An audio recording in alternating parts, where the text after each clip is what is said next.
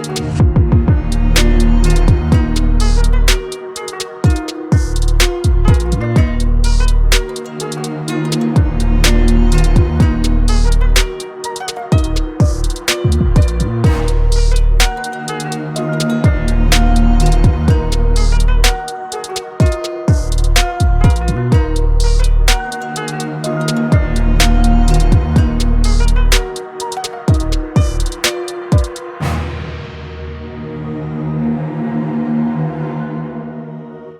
are here in New Jersey, everybody, at the Joint Base for McGuire Dix Lakehurst. And of course, I'm joined by Lieutenant Colonel Kamal Kelsey, the face and the name behind getting religious accommodations approved in the U.S. Army. And today we are talking to him a lot about what's going on with his nonprofit that is truly trying to bring the same recognition of everyone that is serving in the entire U.S. military who belong to the Sikh American faith and also other faiths. Thank you again for being here with us. Thanks, Aditi. I love following your story. I think it's incredible that we have sort of, followed the journey of what has taken place, even post 2016, and all of the incredible work you've done. So again, thank you so much. Oh, thank you.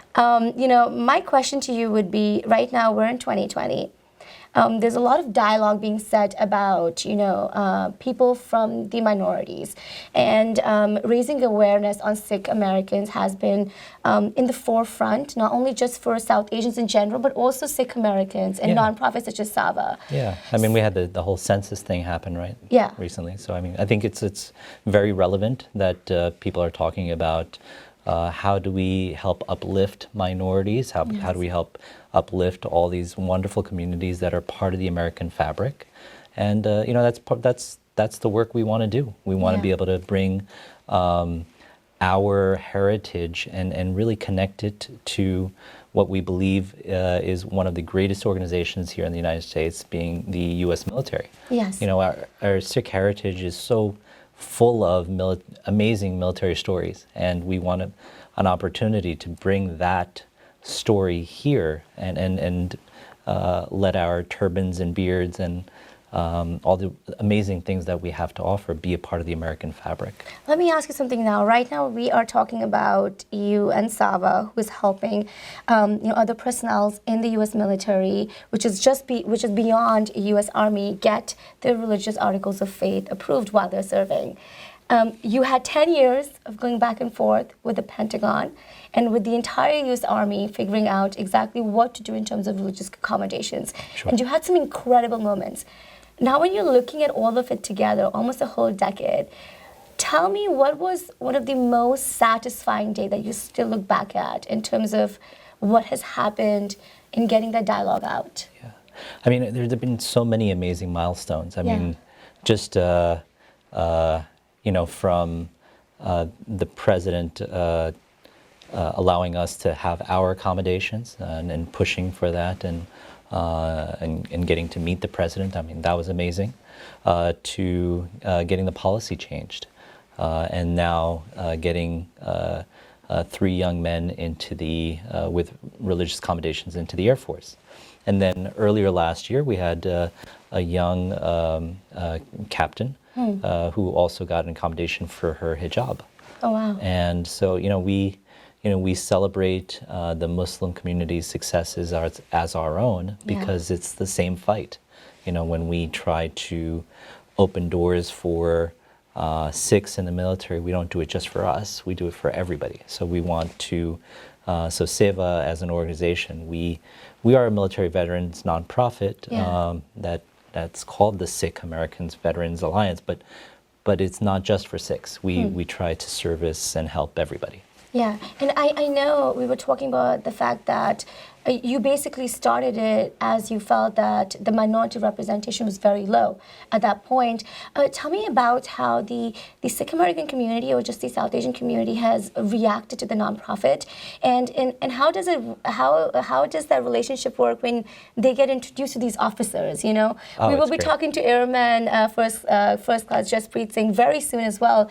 Tell me about how that process is going. It's great. I think the community itself really appreciates when we come out to events. Like we did the big oneness event a couple of months back, and that was received very well, especially when you have a tribute to those fallen heroes that sacrificed their life in military and police duty. And then they get to see, real soldiers. The community has a very, very emotional reaction to those situations, and I think they're very, very proud. They're happy that we get to continue this legacy. Why should a Sikh American be allowed to serve in the U.S. military with all their articles of faith? According to you, when you look at the faith itself, what does serving the community represent? I think we should be allowed to serve with our articles of faith, like other faiths should be allowed to serve with their articles of faith, because it makes us better soldiers. When I deployed to Afghanistan in 2011, so long ago, I know that I leaned on my faith, as many other soldiers did. To be away from your family and your kids, it's hard. In a war zone. It's hard, especially when you're there in a war zone. And so whenever you're there, they send you a chaplain. A chaplain is there with you, usually as a part of your unit, depending on what units you go with. But there'll be a chaplain out there. And if faith didn't matter, why would a chaplain be on the front lines of war? It's because the military understands that religion plays a role, that your faith plays a role in how you perform.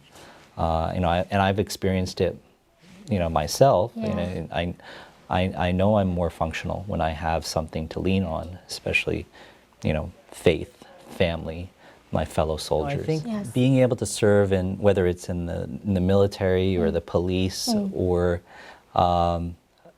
really any sort of publicly facing position, even really your position as a media person. I think that's really, really important, because it gives our kids a sense of empowerment and pride. I want our kids to be able to say, look, I can be a police officer, or I can be a military officer, or if I want to be an astronaut in the Space Force, I want them to be able to dream and do whatever they want to do. I don't want bureaucratic red tape to stop them from dreaming those dreams. So I would say, I think we do face a lot. Our Sikh kids face a lot of issues with regards to bullying. But I think we are making strides as well. I know SALDEF is doing some amazing work, as well as United Sikhs, in addressing some of these bullying issues. But for our part, I think we just we want to try to help open doors and serve as role models to the next generation, and hopefully allow them the opportunity to do whatever it is that they want to be able to do. I would just like you to give a message out to your fellow troops. I know a lot of the people in the Army are deployed there right now. No, I just want to send them all lots of love and wishes for a safe and speedy return. Please keep them in your prayers, and if you know any of their family members, reach out to their family members and give them support too, because it's really hard on their families.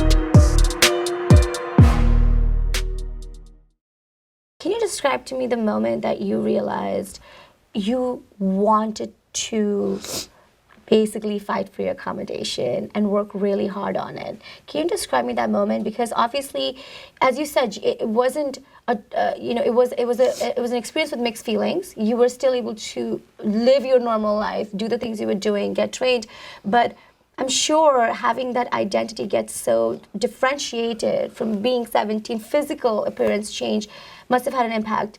Talk to me about the day that you realized that I need to get back to what is true to me, according to me.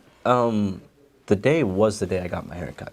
When I sat in the chair and I was getting the haircut, in my head I was like, this isn't gonna be forever. It's gonna change. And then when I went home and I saw my parents is when I was solidified in the fact that I will do something about this.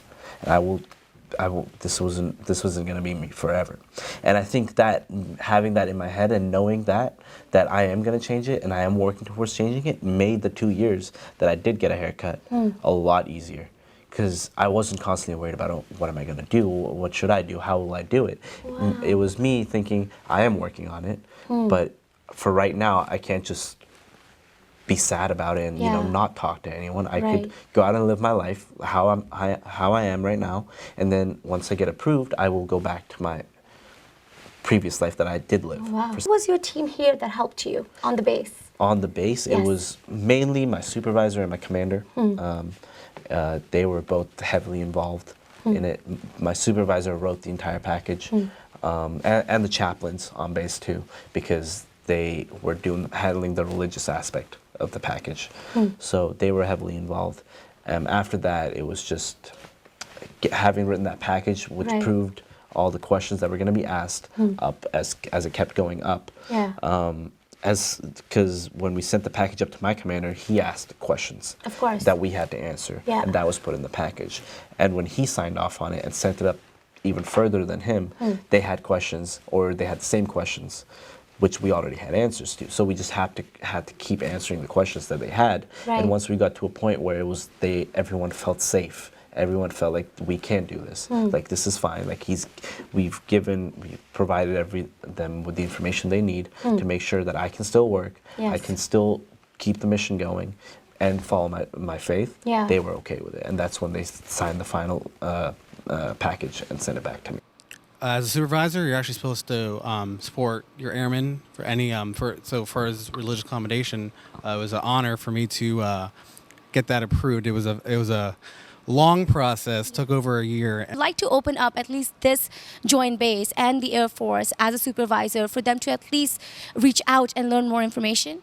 Of course, I believe that it's very important to have diversity in the military, and it's awesome to see different faiths. We have Muslims that got approved. We have Jewish people that got approved for. There's a couple got approved for a yarmulke. What has the turban and having beard? I don't. Those are two main things that you really wanted to be accommodated, and growing your hair. What does that mean for you? The turban and my beard, it's my identity. It's who I was for 17 years, and then I had that gap in 2 years gap, and then now I'm back to where I was. It's like losing a part of your skin, or losing your finger, losing a limb, losing something that means so much to you, and suddenly it's gone, and you have to get rid of it. And to me, it's what it represented. It was a part of me, and I had to lose it. So if I'll do anything I can to get it back. So in a sense, that's what I did. And once I do have it back, it makes me feel complete. It makes me feel like this is who I am, and I will keep doing this.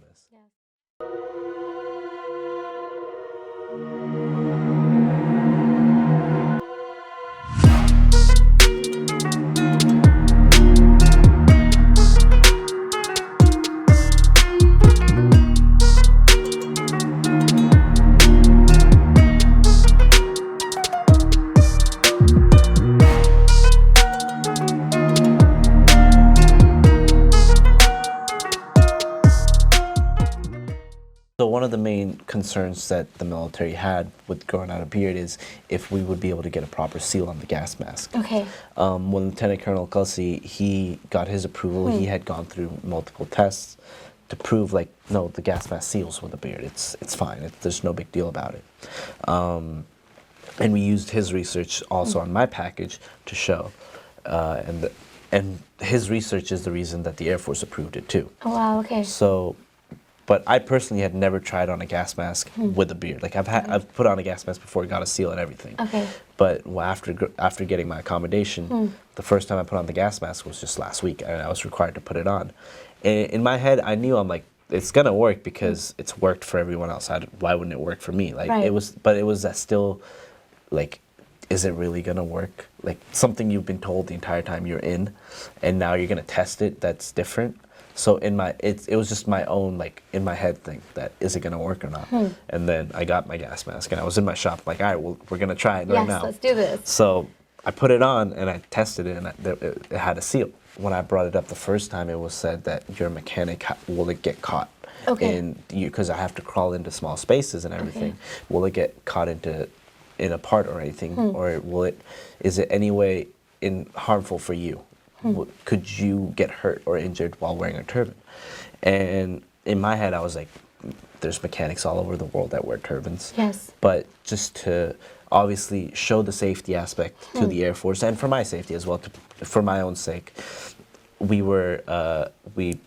came to an agreement about me wearing an under turban or a patka. Yes. When I'm working. Yes. So I will be wearing that. So it's not as big as a turban. Yeah.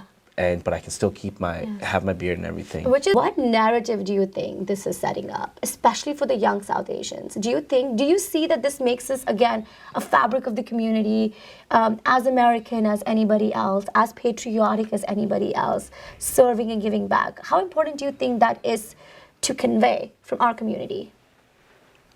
I think Sikhs have always been known to be the ones that will go out and help you, no matter what it is. We've served in the world wars. We've fought wars for like our own, and British and the American. We fought on as allies. Yes. So we've always had that passion in us. And now that there's Sikhs in the military now as well, in today's day and age, and now, when the kids see that, they see the stories that they heard from so long ago, they're seeing it come true. They're seeing, they're like, oh, this is how it happened. This is real, and it can happen. So I think it just gives them that motivation and that hope that what they've been told their entire lives about the braveries of these men and women that have passed before them, and now they're seeing that happen. Like, they're seeing someone like them on that level, on that scale. So I think that would help them understand what their faith is, what their culture is, and what it means. Definitely. Maybe some young faces are watching you, or parents are watching you. What would you have to say to them in order to pursue other careers, and also especially pursuing the career of joining the military, the fact that they can do that? With the military specifically, I think there's a sense of pride and respect that you automatically get. You join. I know when I go back home, everyone in my family is like, we're really proud of what you're doing. And that's not because of my turban or anything, it's just because I'm in the military, I'm serving the country that they're in as well. And anytime you're outside, if you're in uniform, people are always thanking you for your service. They're always respectful. They know what you're going through, so they can live peacefully. I think that sense of pride, and then the respect that you earn with the uniform that we wear, in itself, it should be enough for you to be like, that's what I want to do. Like, I want to wear a uniform that means something. I want to do something that when other people look at me, they're like, oh yeah, he's doing something right in his life. He knows what's happening. He knows what's going on. Yeah. And like you said, with the other unconventional jobs in our community, there's always going to be people that will try to tell you can't do something because that's not what you're supposed to do. But seeing as of now, recently, we've had a lot of people from our community that are going up doing something that's not, you would call the traditional route, not becoming a doctor, not an engineer or anything like that. They're becoming actors, comedians, social media people, like it's everywhere. So I think that's a start of when parents and the next generation also start to realize that there's other jobs that can help you in life. Last question for you. Might be a little emotional. I would love for you to look at the camera and give a message out to your mom and dad. You're about to go to Japan, They have seen you go through one of the biggest life transformative changes. They've seen you get respect and dignity. They're seeing you really take forward the Air Force name now. We're having Indians in there. I love it. One message to your parents.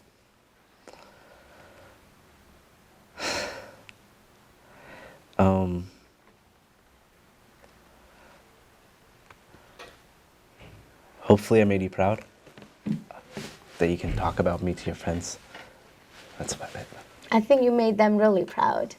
Thank you so much for letting us be here. I congratulate you again for all the incredible work you're doing.